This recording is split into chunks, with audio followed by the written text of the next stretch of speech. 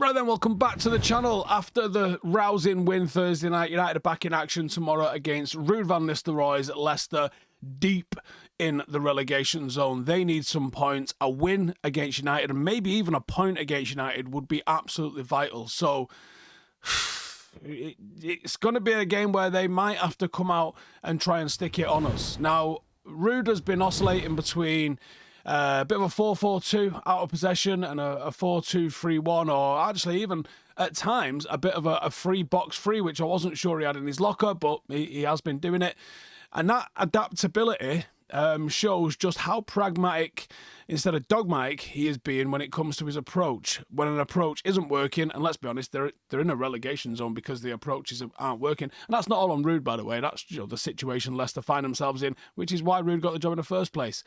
He is going for results over any sort of rigid stylistic ideology. And he has explicitly actually stated that he isn't a romantic type of manager. He wants to get out there and he wants to win. And I guess we saw elements of that in his interim role at United. Now, defensive shape, 4-4-2 out of possession. That's what they're going to do. They're going to be narrow and compact. The front two, more often than not, Jamie Vardy and Patson Daka, sometimes Ayew, are going to be tasked with trying to initiate a press to funnel the opposition to go wide. That's where they want it to go. Midfield four are going to stay disciplined. They're going to try and hold their lines, going to try and maintain tight spacing to try and prevent central passes. Bit of a trait that's carried over from his PSV days where he emphasised zonal marking and shifting and sliding towards the ball.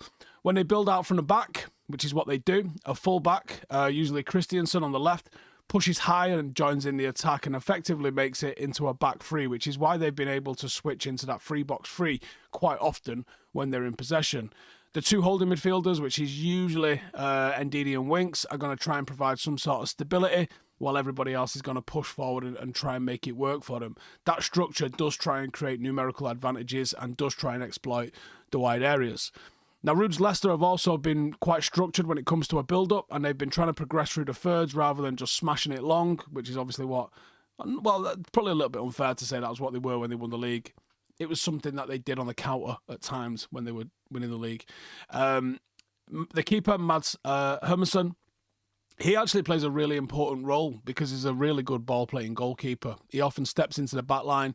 He likes to initiate some short passing, try and draw on opposition forwards to come and press him.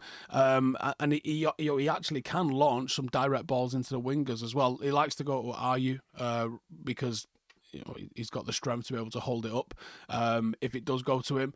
And they frequently use third-man runs to try and break the lines. A player's going to receive a pass, quickly lays it off to a runner that's in space and allows them to try and get out of pressure.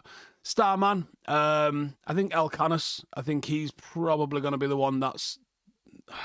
He's probably the most talented player that I think they've got on the team. And what you get with him isn't just talent, but his vision and his flair and his good work rate as well. He's going to be at the centre of all the things that they create offensively. He's going to live in the half space. He's a clever footballer. Output from him, if you look at his stats, it's pretty underwhelming, but I think that's a lot down to the team that he's playing for. I think he's a real good player, and he is a potential match winner on his day, and I think if you deal with him, you're going to deal with a lot of Leicester's threats, so he's a big one to deal with. In terms of United, I'm devoed Dorgu is suspended, to be honest with you, because I thought the performance that we saw from him Thursday night, he was a real electric spark. And I think one of the things that was so good on Thursday night was that we saw the wing-backs pushing on and getting forward and actually trying to deliver something. And you're not going to be able to do that if it's Delo and Mazraoui, as we've seen. It's more of a defensive-minded sort of setup. And I reckon you're probably going to have to see Casemiro benched, which means he's either going to go with Ugarte or potentially Eriksen. So the 11 that I think he'll go for, I think Maguire's going to be back. De Ligt and Heaven would round out the back three. Wing-backs is probably going to be Mazraoui and Delo, and I think it'll be Bruno and Eriksen, because I think he's anticipating getting on the ball a little bit and having to break down what will likely be a bit of a low or mid-block Leicester team. Xerxes on the left, Garnacho on the right, where I really like Garnacho on the right. He looks to the team first, which he doesn't do when he plays on the left, and then Højlund up front. And if they can carry any of the confidence from Thursday night into tomorrow, I think you stand a real good chance at United doing something. And that's all we want to see in it, is United just stick it on somebody and have a couple of good games back to back. That'd be absolutely fantastic, wouldn't it? Really love that. That's the 11 that I want to see. Match winner. Who's the match winner for Manchester United, Steve? It's Bruno Fernandes. And you're kidding yourself if it's anybody else. Big goals, big contributions. He's on absolute fire at the moment. July, there was no doubts whatsoever it was Ahmad that was going to be player of the season. I think right now, if you're taking your bets, there's no doubts whatsoever it's Bruno Fernandes that is player of the season. If he's not scoring the goals, it is quite difficult to see where the goals are coming from. So I wouldn't bet against him putting anything in the back of the net this weekend against Leicester. This video is proudly sponsored by Hollywood Bets, and we have got a boosted bet for the trip to the King Power. Leicester are absolutely desperate for points to try and avoid relegation, and United are aiming to keep some points going ourselves as well to move up to the dizzy heights of 13th, potentially. So it could be a pretty competitive match. Two teams that absolutely need to go for it.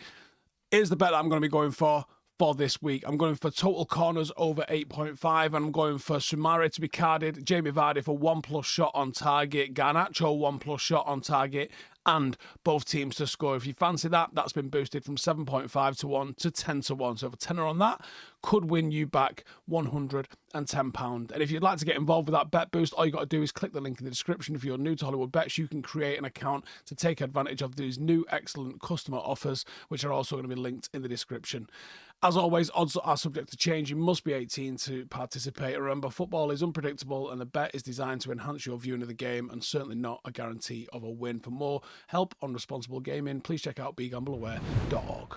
And how do you beat this Leicester team? Well, for starters, in a team that's fighting against relegation, what you don't do is concede, right?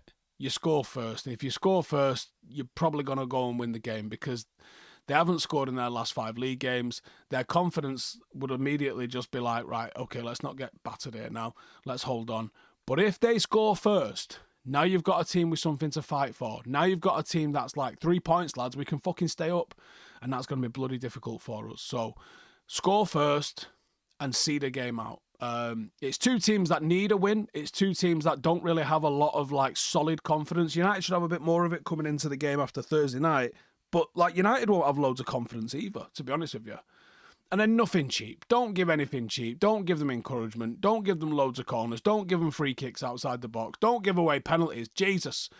But on paper, they do have some quite dynamic attacking talent. Don't make stupid, silly mistakes. And let's start to build on a little bit of defensive solidity. It's not really being carved apart in terms of how United are conceding goals. I mean, Sociedad's was all penalties, really. So, you know, we're not as bad as perhaps it feels like we've been. Because we've been boring, there's been a real low ebb on it. But there has been stuff building. So let's build on it. And let's not just have it washed away, because it will absolutely wash away if you don't pick 3 points up and have another good performance against Leicester. But let me know how you think the game's going to go in the comments below, and I'll see you in the next one. Laters. Hey, thank you for watching the video. If you are new around these parts, then don't forget to subscribe. My channel is proudly supported by my community on Patreon.